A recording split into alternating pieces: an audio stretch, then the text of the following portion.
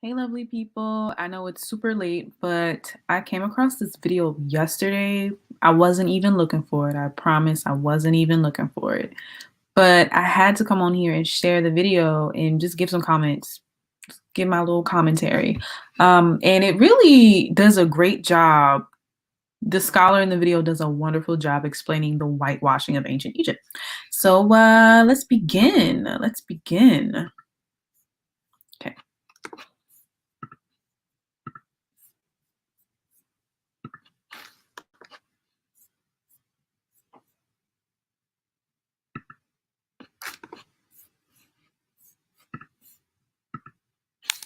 Egypt has always traditionally been given prominence as the height of ancient culture. Nubia is now coming into its own and is being understood to be of equal importance. It is different from ancient Egypt, but it is equally important and not just an adjunct to this Egyptian culture. What archaeologists do when they pull material from the ground or when they translate texts, they bring their own cultural baggage to that interpretation and the baggage of the times that they live in. And so it's imperative that we go back and continually reassess the things that we take as facts.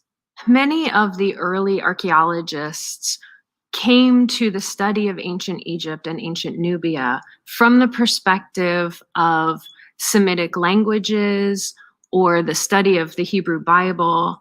And it was very important to them to bring Egypt specifically into the sphere of biblical studies.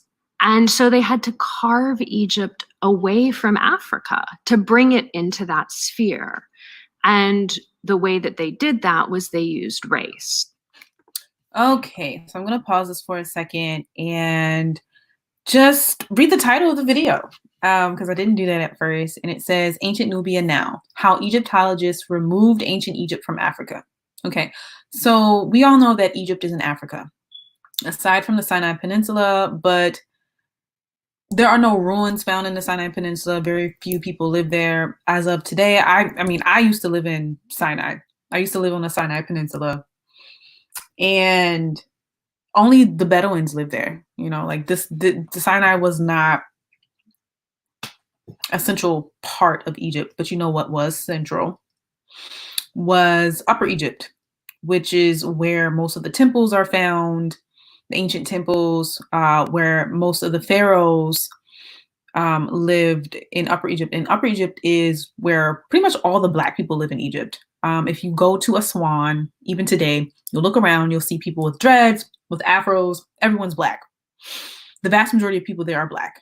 So that's something to keep in mind because people love to say, well, Sinai is not in Africa. Well, that's debatable as well, but let's just give it to them. Let's just give it to them and say that Sinai is not in Africa. Still, it wasn't significant. No one really lived there. But anyway, let's continue.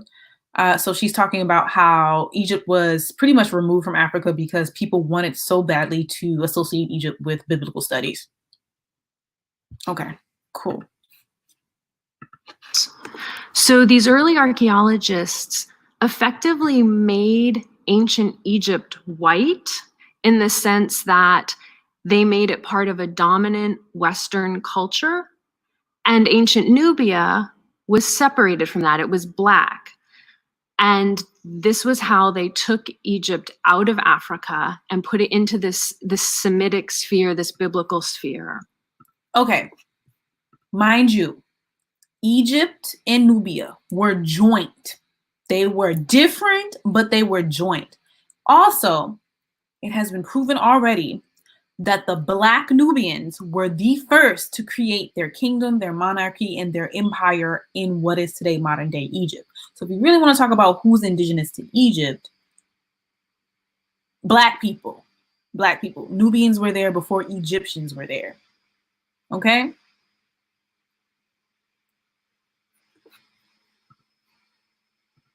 And it's only in recent decades, the last 3-4 decades, that Egyptology has really moved away from that. And scholars who are studying Nubia are really given the chance to give a voice to this Nubian material that it wasn't given much of a chance to have in the past. Someone asks me, what was the ancient Egyptians' view of X?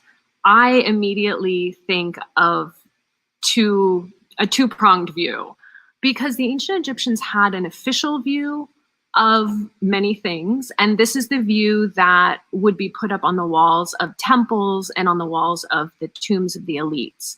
That was an official, let's say, state-sanctioned view. That bore little to no resemblance to what people actually may have thought. It was the official view. So when you look at Nubia as depicted on the walls of temples in Egypt, you will see Nubians being crushed under the chariot wheels of the king. You will see Nubians being dragged back to Egypt enslaved.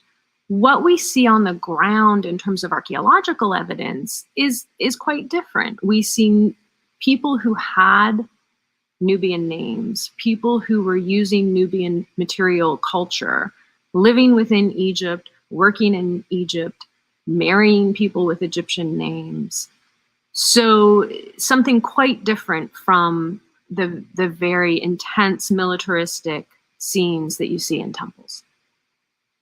When George Reisner excavated Kerma, he found the statue, a large, beautiful statue of Senui, and also a statue partially destroyed of Jaffa Happy, her husband.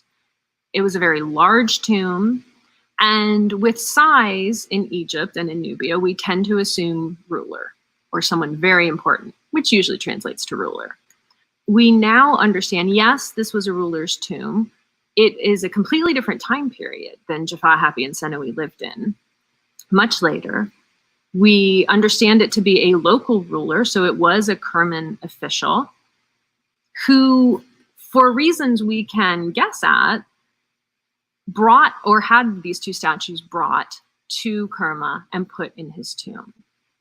It could have been an appropriation of Egyptian culture in general, just to show that, yes, I can own these things that are Egyptian wonderful works of art. Because what we're saying, if you read between the lines, is whoever owns these statues is a powerful person. And that means this art has power. All right, so that was that. And you know what? I think it's important to acknowledge the facts that this woman is presenting in this video, because there are a lot of people that will argue and say, no, the Egyptians were black. No, it's not Africa. And this lady sat here and explained to everyone how Egypt was purposefully, deliberately etched out of Africa in the name of religion. Okay, so with that said, all of you who like to argue that the native indigenous people of Egypt are not black can watch this video over and over and over again until you can remove the idiocy from your mind. Okay, all right. Well, with that said, I hope everyone has a lovely day and you think about this. See ya.